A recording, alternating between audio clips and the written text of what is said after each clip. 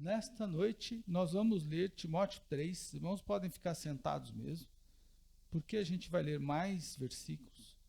Então, esta é uma palavra fiel. Se alguém deseja o episcopado, excelente obra deseja, convém, pois, que o bispo seja irrepreensível, marido de uma só mulher, vigilante, sóbrio, honesto, hospitaleiro, apto para ensinar, não dado ao vinho, não espancador, não cobiçoso de torpe ganância, mas moderado, não contencioso, não avarento, que governe bem a sua própria casa, tendo seus filhos em sujeição, com toda modéstia. Porque se alguém não sabe governar a sua própria casa, terá cuidado da igreja de Deus? Não neófito, para que se ensoberbeça, para que ensoberbecendo não caia na condenação do diabo. Convém que tenha bom testemunho dos que são de fora, para que não caia em afronta e laço do diabo. Que Deus abra o nosso entendimento e o nosso coração e fale conosco nesta noite por meio da sua palavra santa, nos preparando para esse trabalho tão importante que é, sem dúvida nenhuma, a missão que a igreja precisa cumprir e com excelência. Você concorda comigo? Diga amém. Eu falei na semana passada sobre como devemos evangelizar. E eu vou apenas pegar os últimos fios para que a gente possa trabalhar nesta noite no assunto que a gente vai abordar aqui. Falei sobre como devemos evangelizar e uma das coisas e um dos pontos que eu abordei, ou subtópicos que eu abordei, foi que o evangelista deve se aproximar da pessoa do jeito que ela está, do jeito que ela se encontra, utilizando o contexto dela como pano de fundo. O que quer dizer isto? Que Jesus chegou até a mulher samaritana e não pediu para ela pão, ele pediu água. Por que ele pediu água?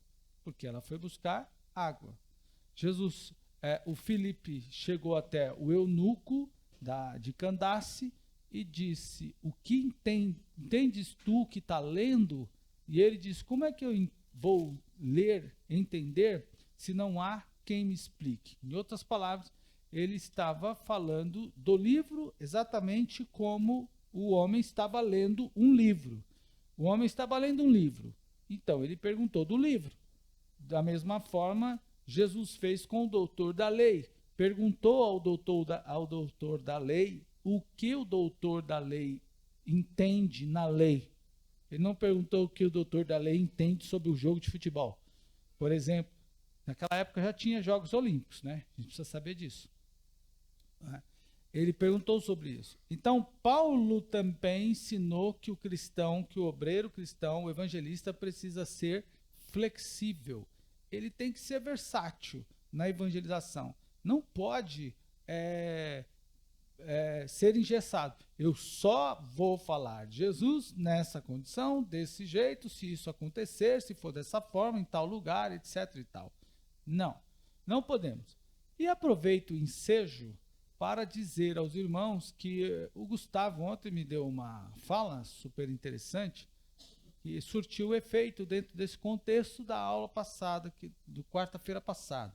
Ele recebeu aqui uma pessoa para a gente, aqui na igreja, para fazer um trabalho, e a pessoa veio para fazer um trabalho, a gente vai instalar a calha aqui nos próximos dias já, e aí, em conversa vai, conversa vem, entre vai, calha, cai chuva, desce chuva, vem não sei o que, e dá tudo certo, aquela coisa arada toda, Gustavo entrou na chuva da graça, né? E aí, na chuva da graça, falou de Jesus para o homem, descobriu que o homem está afastado da igreja, e aí desenvolveu um assunto, e depois ele falou: pastor, ele mandou um vídeo todo alegre, um áudio, né, todo alegre, pastor, todo alegre, porque falou de Jesus, dentro do contexto. Percebe o que eu estou falando? É aproveitar as oportunidades que a gente tem para falar de Jesus. E nós temos muitas oportunidades, mas muitas mesmo. Por exemplo, ontem, eu falei de Jesus para uma pessoa, eu puxei o Evangelho da Salvação dentro desse contexto com alguém. Alguém falou assim, olha, alguém me disse assim, olha, Marcos, eu estou bastante atarefada porque o meu patrão me deu, ele tirou algumas pessoas, aliás, tirou o trabalho de umas pessoas e passou para mim. E agora, eu que já tinha tantos trabalhos, agora tenho mais trabalhos. E eu lembrei imediatamente de qual texto? Qual é o texto? Dos talentos. E aí eu pedi para ela, para a pessoa, pode me fazer um favor? Você se lembra da parábola dos talentos? A Bíblia todos conhecem. Todos sabem, principalmente de algumas passagens. Já viu falar das parábolas dos talentos? Ela tal, eu mandei o texto para ela ler online, ela leu. Falei, onde é que você se vê? E aí hoje desenrolamos um assunto sobre a evangelização. Nós falamos sobre Jesus, perdão. Nós falamos de Deus para as pessoas dentro do contexto que ela está. Entende? A gente tem que aproveitar esse ambiente. Às vezes você não está pedindo uma oportunidade para Deus. Deus me dá uma oportunidade para falar de Jesus para uma pessoa, e você tem essa oportunidade. O cristão precisa, e é aí que ele, ao orar a Deus, né, pede ao Senhor graça, inspiração e oportunidade, e Deus dá essa oportunidade e ele aproveita e fala de Jesus para a pessoa. Então é assim que a gente tem que fazer. Mas percebam que isso tem a ver com o que o Senhor Jesus disse. E ele vos fará lembrar de tudo que vos tenho dito. Ele quem? Jesus falando que ele, o Espírito Santo, vos fará lembrar de tudo que vos tenho dito. Foi exatamente isso que acontece comigo, que acontece com você. Nas oportunidades, Deus nos abre faz essa conexão e te dá essa inspiração, e você busca esta passagem bíblica e introduz o evangelho com a pessoa. Também falei a semana passada que a gente tem que entrar direto no assunto da salvação sem arrodeio. Então Deus te deu a oportunidade, você entrou no assunto dentro do contexto da pessoa, porque ela se interessa por aquilo, então vai nela, né? Vai no assunto. É assim que a gente tem que ser. Nós temos que aproveitar essa oportunidade. Eu me lembrei de uma agora, isso não está na minha pregação, mas eu me lembrei agora, nesse instante, tem vários irmãos acompanhando lá pela rede social, Deus abençoe vocês, mas eu me lembrei que eu estava em Boituva, fazendo compras, aliás, vendendo para um cliente na cidade de Boituva, e aí era um depósito de produtos de limpeza, e eu estava vendendo lá. Eu fui vender para ele, fui vender matéria-prima para ele. E tinha um senhor comprando, já era um homem talvez de uns quase 70 anos. E esse homem, olha como esse homem foi precisamente usado por Deus naquela hora. O rapaz estava, acho que demonstrando alguns perfumes de fragrâncias de desinfetante, ou não lembro do que era, de amaciante, né? E aí ele destampou, ao destampar uma embalagem, trazer para o sujeito cheirar para ele, não, olha, peguei esse produto de uma outra empresa agora, produto bom, perfume diferente e tudo mais e tal.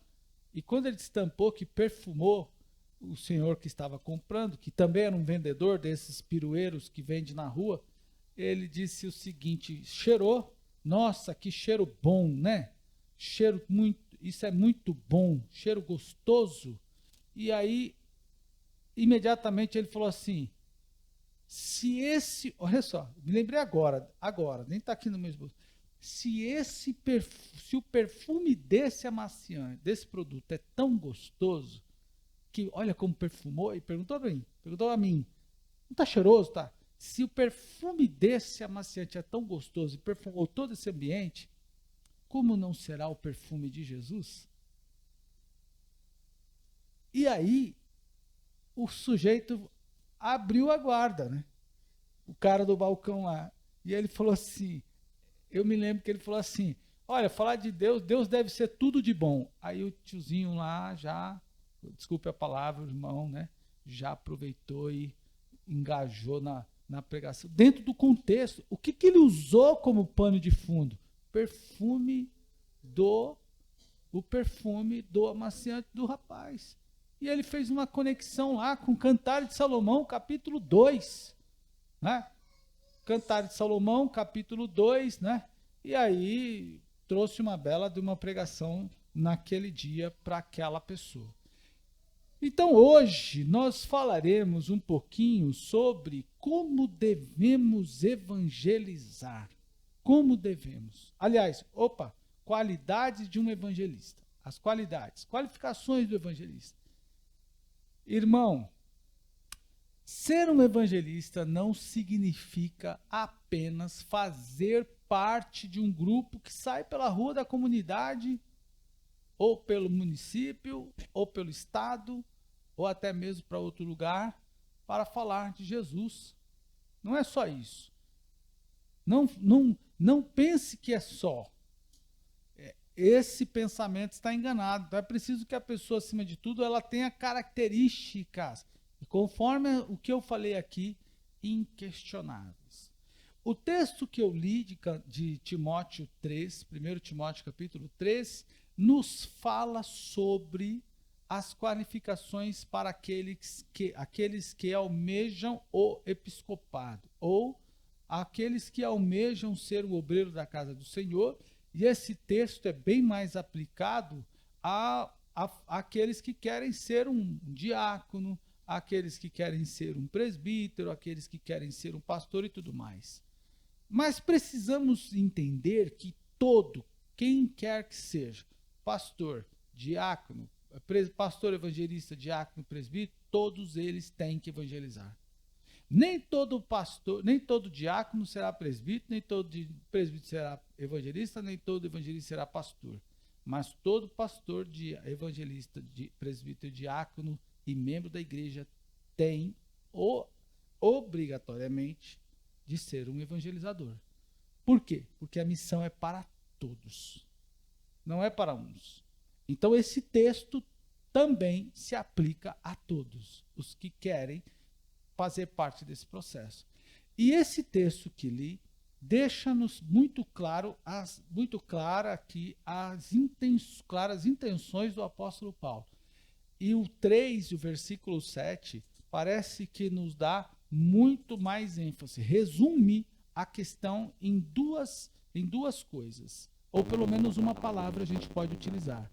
O apóstolo Paulo está dizendo que o evangelizador, como eu expliquei e fiz a aplicação, tem que ser inquestionável.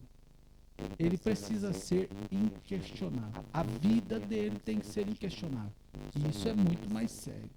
Isso é muito mais apertado. Ele tem que ter uma vida exemplar em vários campos da sua. Ele tem que ser exemplar em vários campos da sua vida. Ele tem que ser na família, ele tem que ser no trabalho, ele tem que ser vigilante, ele tem que ser honesto. Ele não pode ser desonesto, ele tem que ser hospitaleiro no recebimento das pessoas. Ele precisa... Veja que são características, todas elas, ligadas a diferentes áreas da nossa vida. Que governe bem a sua própria casa, ele tem que ser um bom administrador. Ele precisa ter os seus filhos em sujeição, tarefa bastante difícil para os dias de hoje. Né?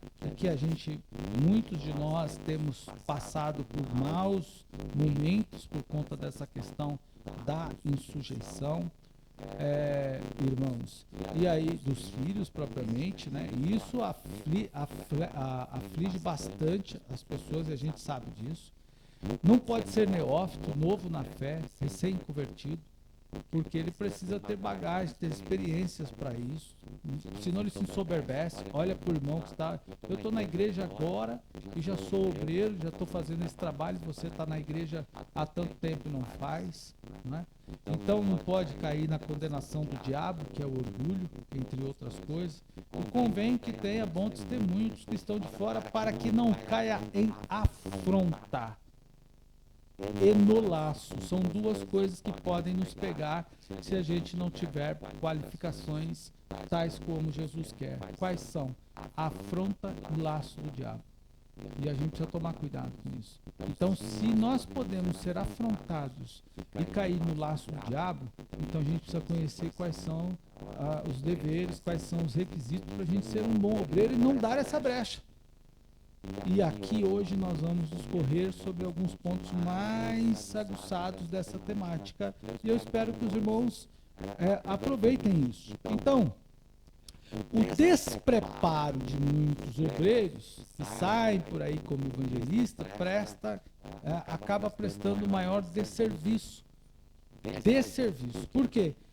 Porque, irmãos, apresentam Jesus com base naquilo que não é.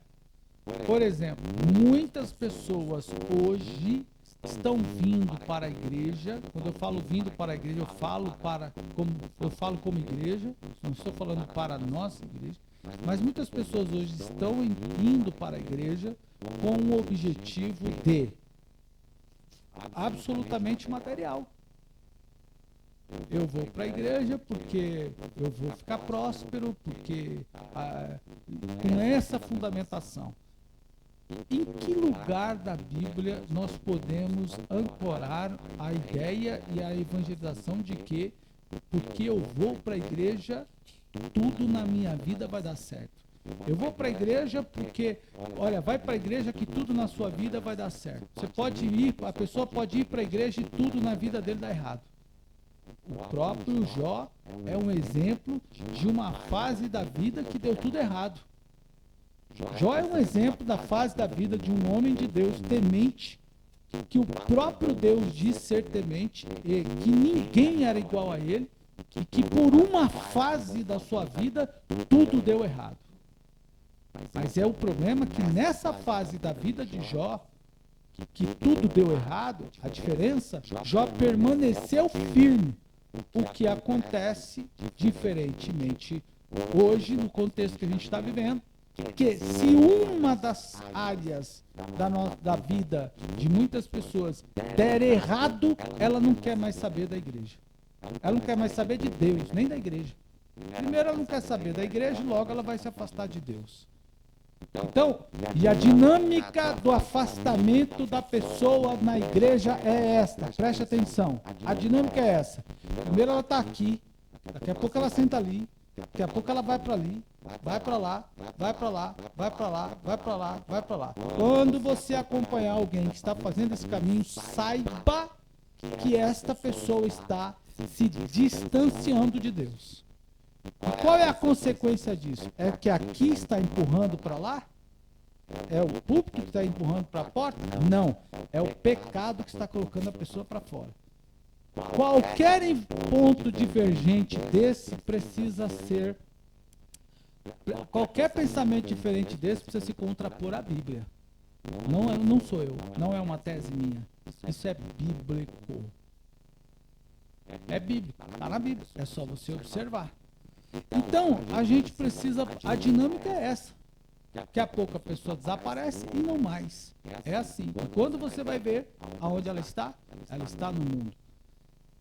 E que base estrutural foi esta que a pessoa recebeu, que num intervalo de tempo da vida, que as coisas começaram a dar erradas, essa pessoa abandonou a Jesus.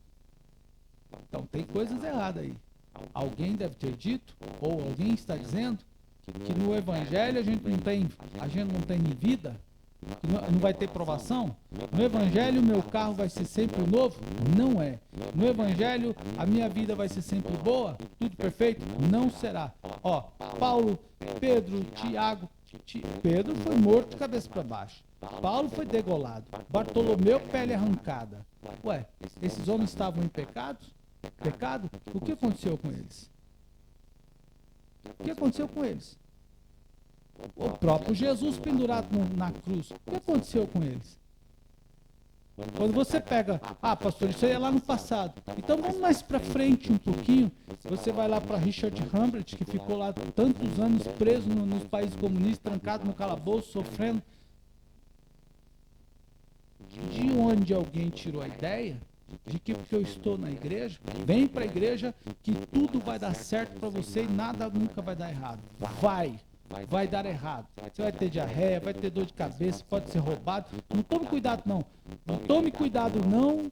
Vai acreditar? Pode sim a pessoa vir roubar o seu celular e acontecer, como tem um vídeo aí que a gente não sabe se é verdade ou se não, mas em outros casos a gente sabe que foi.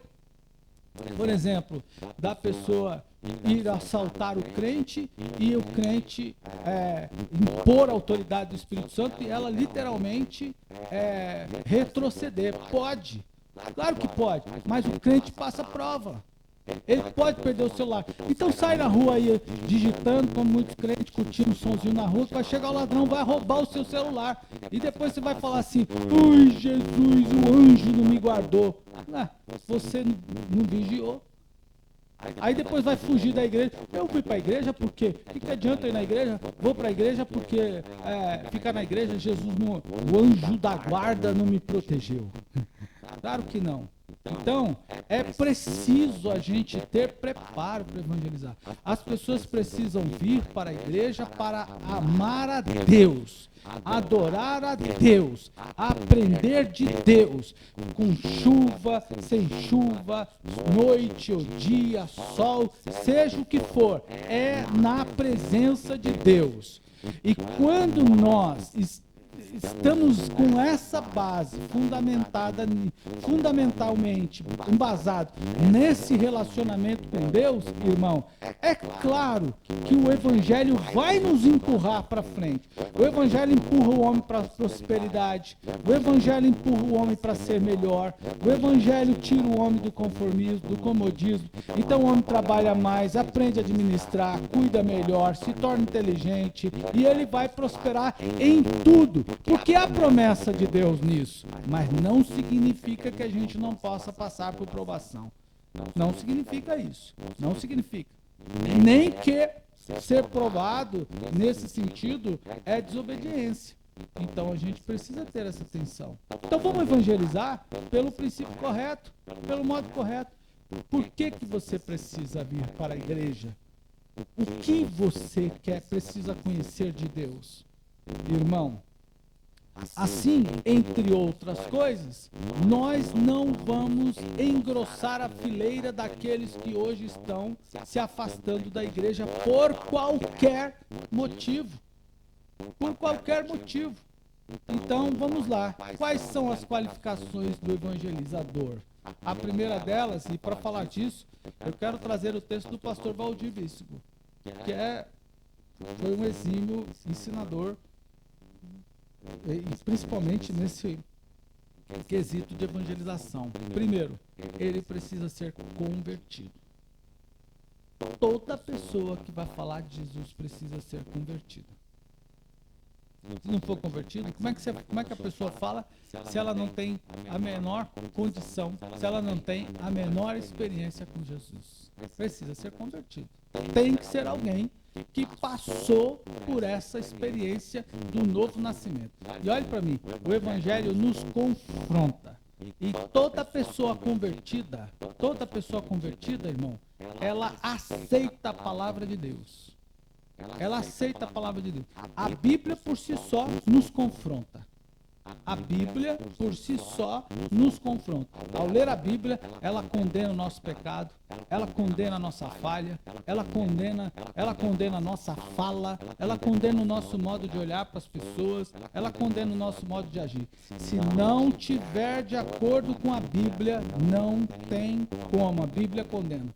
E hoje, você olha uma pregação, ou você vem para o culto, vamos imaginar, você vem para o culto e diz o seguinte: tem uma pregação que hoje está como se fosse como na linguagem de hoje, né?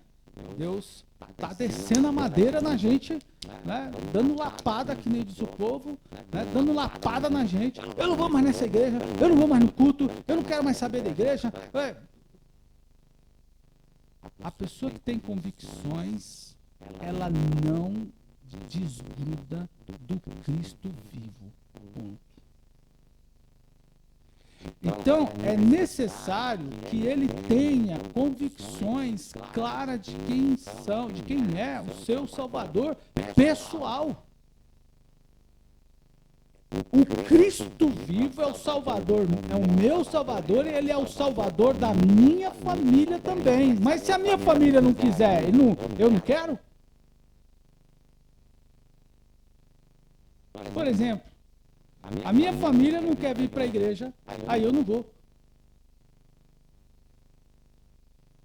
Percebam que a gente começa a ter vários problemas nesse sentido. Então vamos lá. Segundo, ele tem que ter bom testemunho. E aqui eu vou tomar um pouco mais de tempo, porque isso é importante. A pregação do evangelista já precisa ser e deve ser, não pode ser, melhor dizendo, desacreditada pelo mau testemunho que ele apresenta, que o cristão apresenta. Nesse sentido, o texto de Timóteo 3:7 é claro, apresenta duas consequências. O sujeito, quais são? Já falei, afronta e laço do diabo. E agora eu peço aos irmãos que tenham maior atenção com essa questão, por quê? Porque em relação a esse ponto de vista do testemunho da pessoa, precisamos falar algo e avançar, inclusive, para o campo do caráter. Para o campo do caráter. Mas, pastor, o que é o caráter? Irmão, apesar de não ser de fácil definição, o caráter, ou seja, de não ser simples definir o que é, mas tem a ver com, entre outras coisas, como que a pessoa age, como que a pessoa se posiciona. É um conjunto de realidades do ser interior, da pessoa interior. É a qualificação ou determinação do agir formado pela presença, pelas intenções, ou pela presença das intenções ou ausência das intenções. Em outras palavras, é a manifestação do eu interior. Quem eu sou. Isso vai ser muito mais intenso. Por quê? O caráter, ele é formado. Ele é amoldado de acordo com o quê? Com o ambiente que a pessoa vive. O contexto da pessoa. O ambiente que a pessoa vive forma o caráter dela. Contribui na formação. Se ela vive num ambiente ruim, de mentiras, de traição, de tudo mais, para ela será normal fazer. E ela fará da mesma forma. Agora preste atenção que eu não estou pregando para quem não é crente, criado fora da igreja. Estou pregando para cristãos dentro da igreja. Em que ambiente esse cristão vive? Se ele vive num ambiente, a comunidade social dele, que a igreja é uma comunidade social. Então, qual é o caráter dessa pessoa? Ele precisa ser formado de acordo com aquilo que está acontecendo, daquilo que acontece dentro do seu ambiente. E ele vai ser. Então, aqui dentro da igreja, falando nesse sentido agora, nosso caráter, nós viemos lá de fora cheio de problemas. O nosso caráter nós viemos para a igreja com as características que nós tínhamos lá fora. E lá fora, o engano, a mentira, a falsidade, a imoralidade e todas essas outras coisas faziam parte da nossa vida constantemente. Aí nós viemos para a igreja, Deus como que na obra de purificação arranca essa vida podre da gente. Ele puxa essa vida todinha da gente e nos dá um caráter e amolda o nosso caráter de acordo com os ensinamentos da Escritura Sagrada. Aonde tinha mentira, ele coloca a verdade. Aonde tinha falsidade, ele coloca a veracidade. E assim ele vai transformando e amoldando o nosso caráter.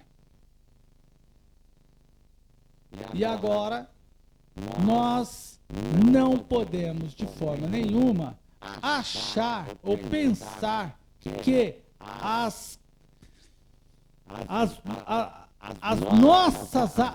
o nosso pecado ou o nosso testemunho, mal ou bom, são consequências, por exemplo, desapercebidas que a gente pode tomar. Por isso que eu tenho um problema grave com aquela questão de uma música que diz assim: me ajude a melhorar, sozinho eu não consigo mais.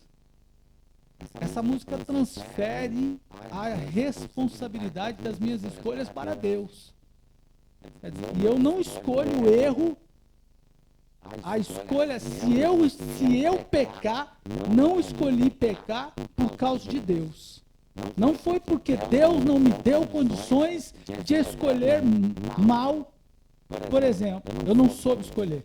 Eu posso mandar uma coisa errada para alguém. Eu posso dar uma palavra para alguém. Eu posso dar uma opinião sobre alguma coisa que eu não sei. Agora, escolher pecar, a minha escolha foi tomada, a escolha que eu faço é tomada de acordo com os valores, os princípios e valores que eu tenho.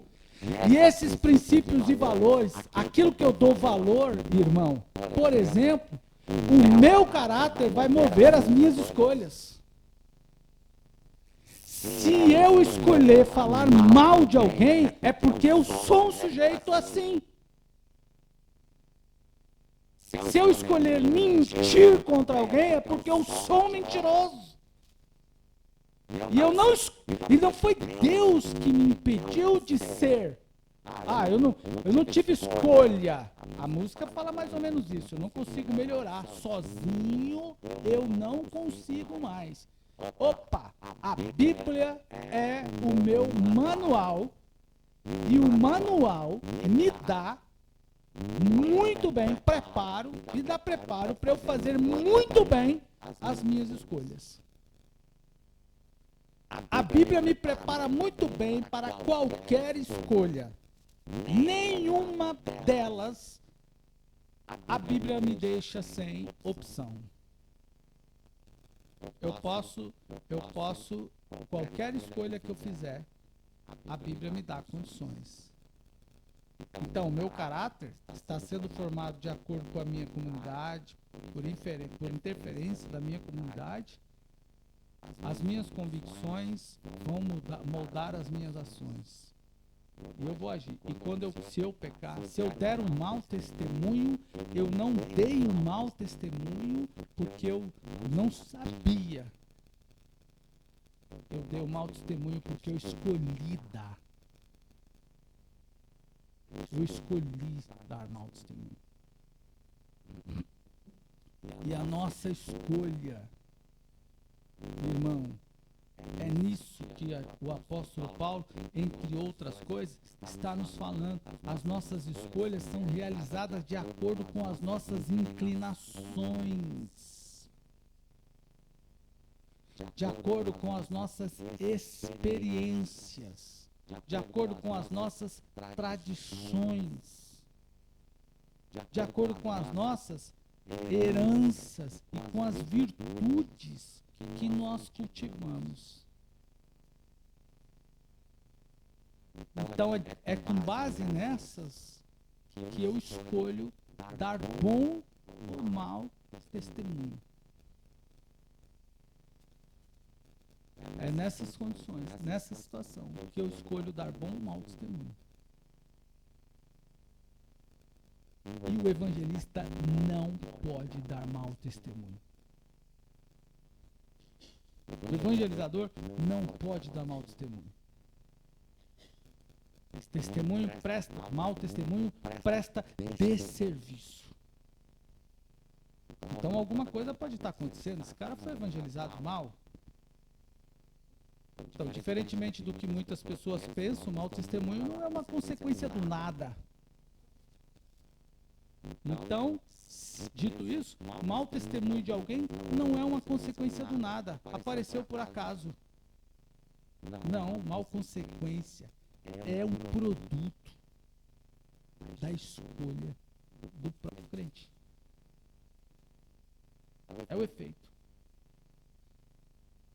E aí, irmão, alguém poderá dizer, como a música diz, a música me dá aberta. Eu não estou fazendo uma pregação contrária, aquela música é linda. Mas a música me diz o seguinte: sozinho eu não consigo, me ajude a melhorar, porque sozinho eu não consigo mais, sou humano e só sei errar. Mentira, eu não só sei errar. Eu sou humano e não só sei errar. Eu aprendi com Deus, por meio das Escrituras, a não errar.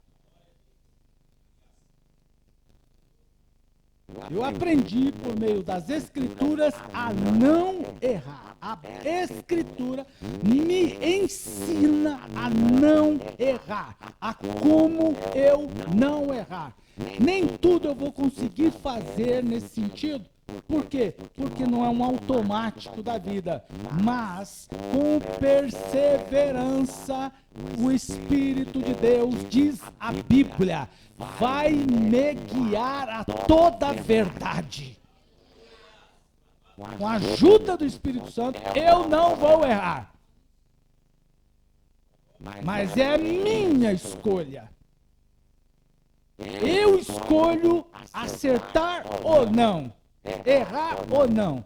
Então eu escolho mentir ou não. Eu escolho denegrir ou não. Eu escolho roubar ou não. Eu escolho pecar ou não. Eu escolho ficar na igreja ou fora dela. É a Bíblia que me ensina. E a escolha é minha. As nossas decisões são tomadas dessa forma. Então são escolhas que fazemos de acordo com os valores. Só que os valores mudam. Os valores mudam, irmão. Eles mudam.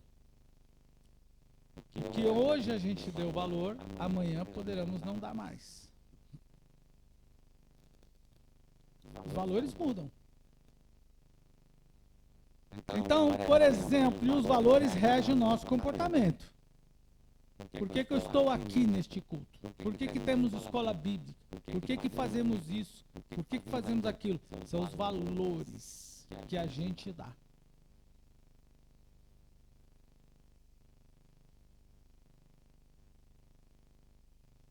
Muito bem, são ações que refletem o homem interior. Então, a minha escolha, a minha atitude diz quem eu sou lá dentro. E foi isso que Jesus literalmente condenou nos fariseus.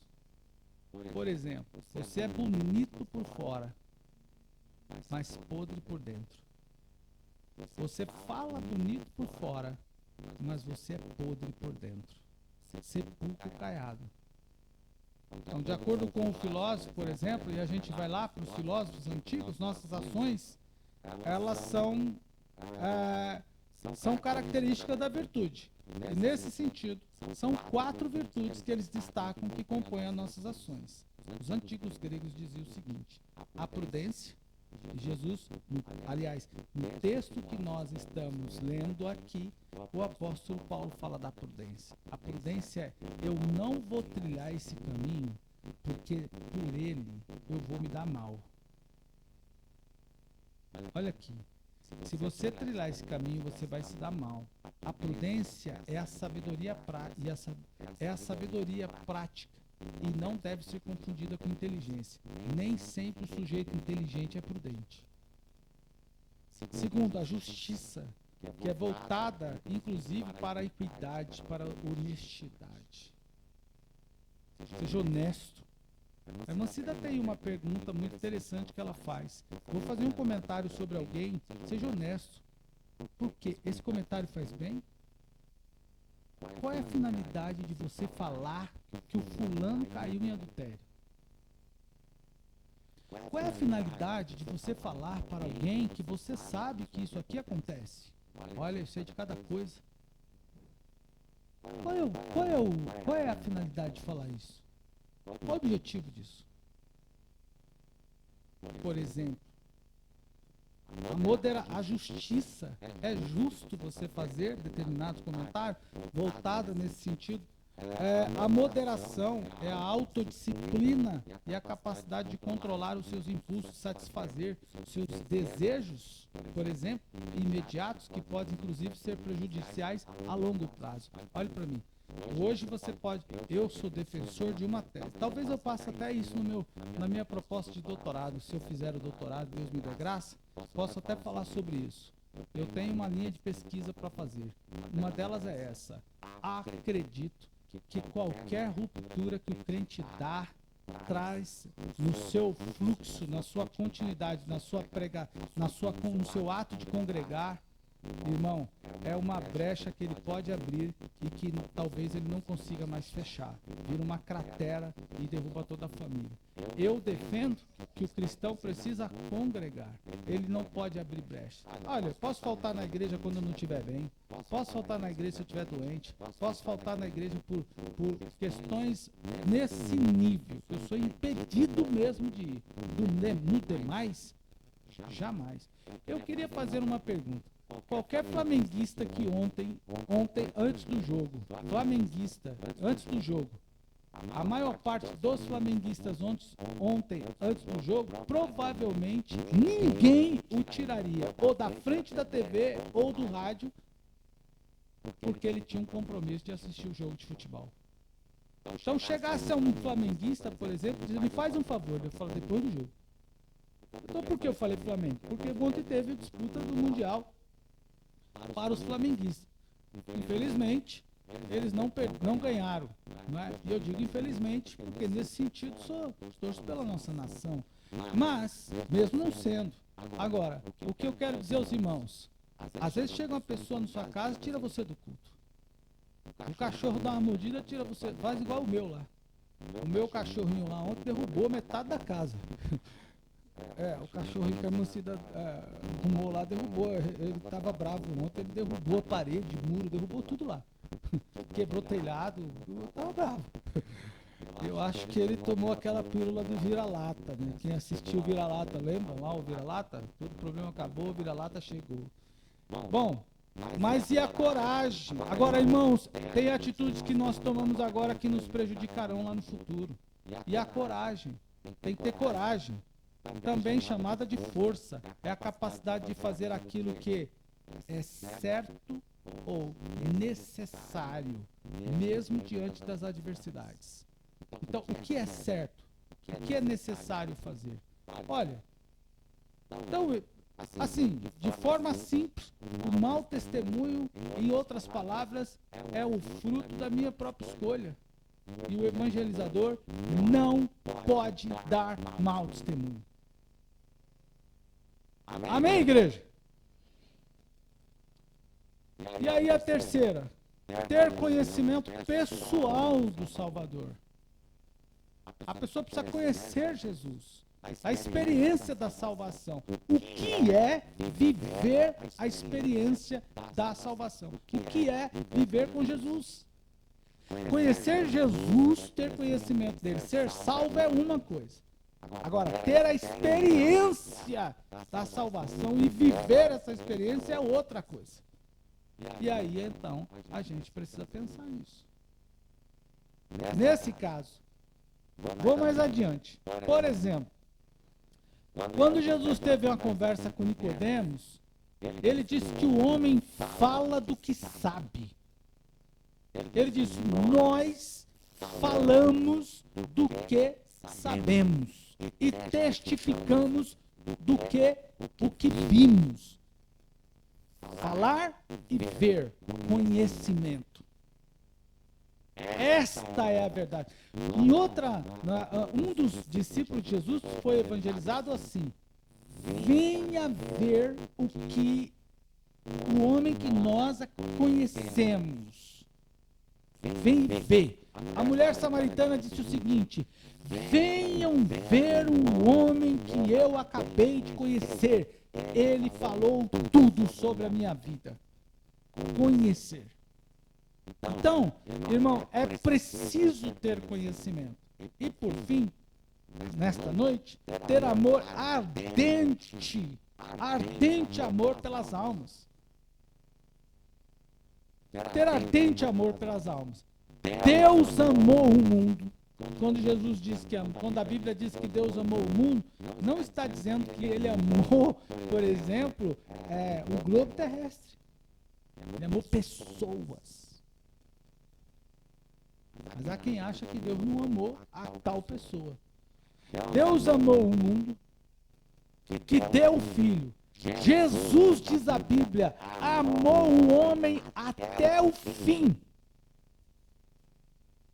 Como é amar alguém até o fim?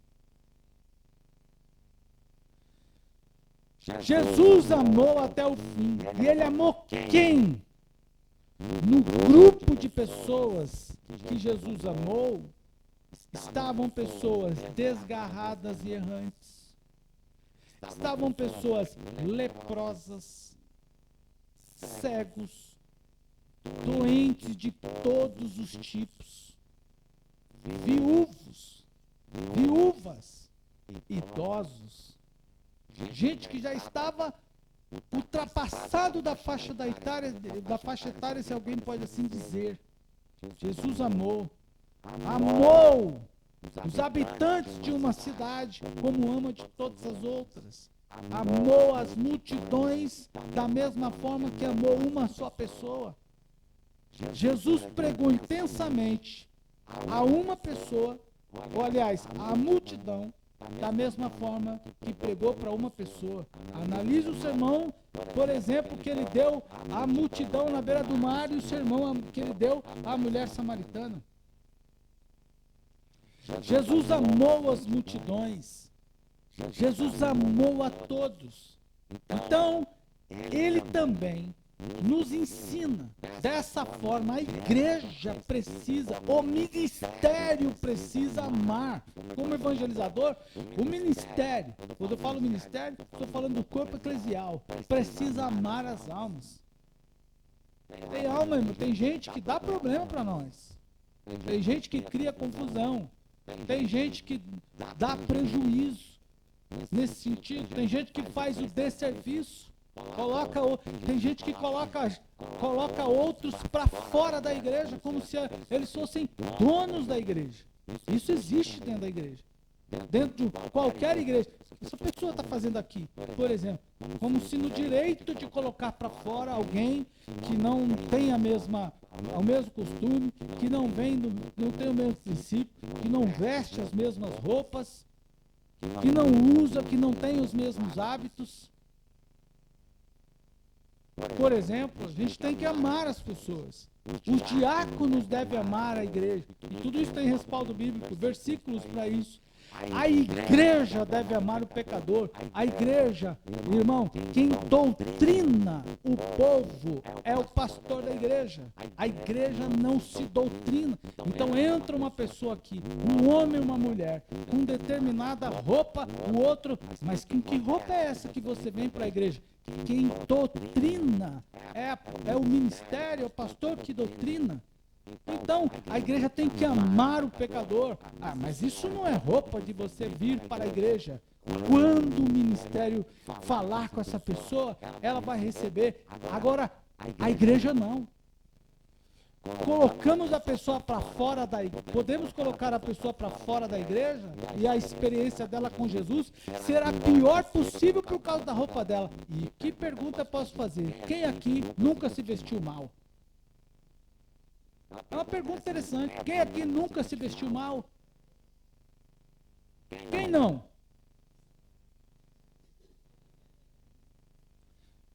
Quem aqui nunca se vestiu mal, irmão? Então, eu usei um só exemplo.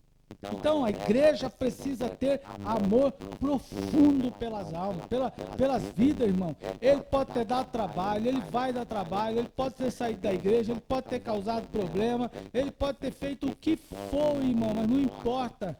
Aí eu finalizo a pregação, a fala nesta noite, com a minha pregação, com a fala do jovem Mateus. Ele me perguntou assim: quando a pessoa vem aqui, perguntou aqui no culto, quando a pessoa vem aqui o Mateus Félix perguntou isso, quando a pessoa vem aqui e não está de acordo com a igreja, o que a gente tem que fazer com ele? Porque alguém tinha dito no vídeo que a igreja coloca para fora. A igreja não põe ninguém para fora. Para fora a igreja põe o diabo e os demônios em nome de Jesus. Amém, irmão? Para fora, a igreja põe o diabo e os demônios. A igreja é porta aberta no sentido, como Jesus disse: vinde a mim todos os que estáis cansados e sobrecarregados, todos os que têm fome e têm sede, venham, comam, bebam de graça da água da vida. Que Deus nos ajude, irmão, que a gente tenha paixão pelas almas, que a gente tenha essas qualificações. E assim o apóstolo Paulo diz que se a gente proceder, a nossa palavra não será reprovada diante de ninguém, e o Espírito Santo vai convencer as pessoas a quem nós vamos anunciar o precioso e poderoso nome de nosso Senhor e Salvador Jesus. Você pode adorar o nome de Cristo?